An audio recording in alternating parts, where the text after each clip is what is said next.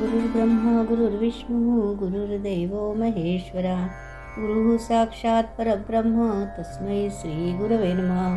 श्री गणेश दत्त गुरुभ्यो नमः. परमपूज्य श्री रामकृष्ण सरस्वती स्वामी महाराजांनी दिलेल्या मार्गदर्शनपर आशीर्वादांचे मी पठण करीत आहे. अधिक मास.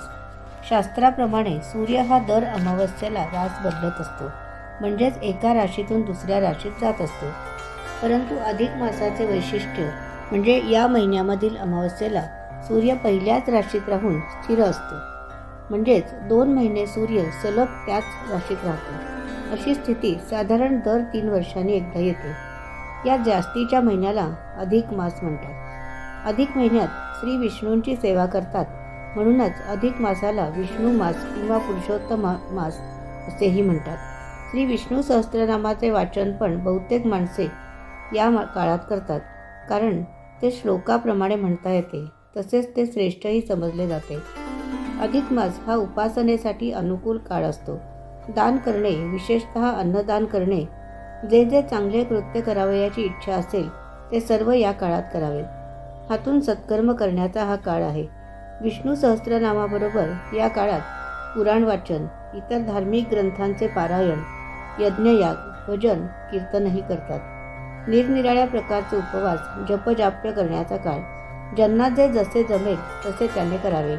काही लोक तीर्थक्षेत्री जाऊन देवाची सेवा करतात, दानधर्म करतात. मनुष्य देह हा सच्छिद्र असल्यामुळे अधिक महिन्यात भगवंताला अनारसे, बत्तासे तसेच मैसूर पाकसारखे सच्छिद्र पदार्थ अर्पण करण्याची पद्धत आहे. जेव्हा अधिक आषाढ मास येतो तेव्हा पुण्यप्रद असे कोकिळ व्रत करतात. हे व्रत करताना दिवसा निराहाराने राहून विष्णूची उपासना करतात. सूर्यास्ताला कोकिळाचा आवाज ऐकल्यानंतरच उपास सोडतात. ज्यांना पूर्ण अधिक मासभर हे व्रत करता येणे शक्य नसेल त्यांनी ते 3 दिवस अथवा 1 दिवस करावे. तुम्ही विशेषतः अन्नदान करण्याकडे कल ठेवा. त्यावेळी फक्त नातेवाईकांना जेवू घातले म्हणजे ते अन्नदान होत नाही.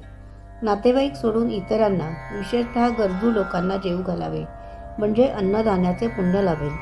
अन्नदान करताना अन्न स्वतःच्या हातांनी वाढा. दैनंदिन साधनेतील आजच्या या भागाचे पठण परमपूज्य श्री गुरुदेवांच्या चरणी सादर अर्पण. ही सेवा परमपूज्य श्री गुरुदेवांच्या चरणी सादर अर्पण. श्री गुरुदेव दत्त.